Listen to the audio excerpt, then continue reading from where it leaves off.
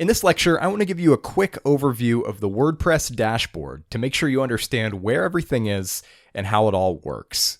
Once again, you can find your WordPress dashboard at yourdomain/wp-admin.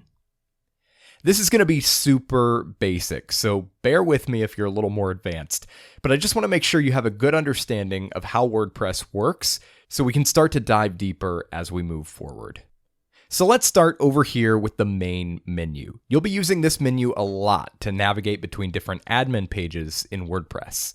The first thing you should notice is that our current page, the dashboard, is highlighted and expanded, and it has a couple of submenu options underneath it. The same is true with the rest of the menus here. Just hover your mouse over each option to expand it. So after the dashboard, we have Posts, which is where you manage your blog posts, Media, which is where you'll find any photos, videos, or audio that you've uploaded to the site. Pages are a little different from posts. These are your permanent static pages like your About page or your Contact page. Comments, that's where you can manage and moderate the comments people leave on your site.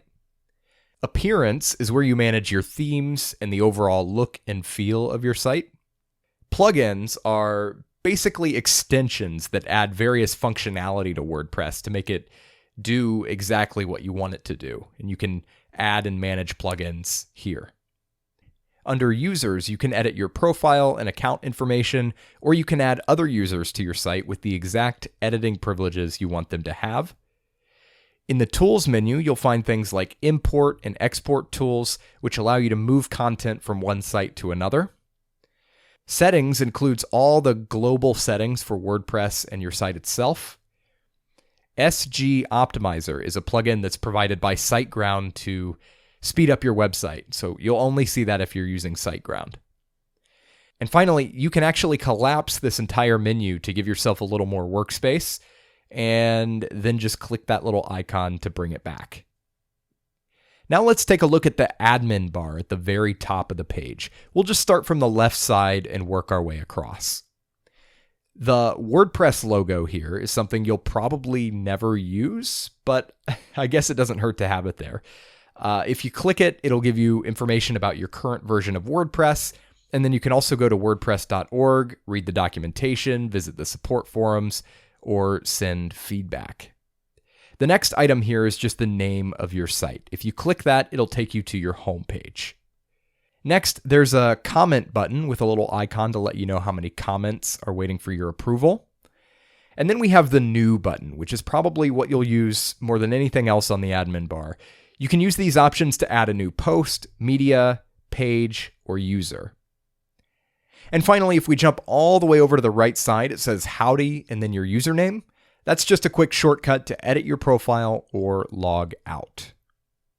Now let's zoom out and take a look at the main dashboard page itself. When you first create your site, you'll see this box at the top that says Welcome to WordPress. We've assembled some links to get you started.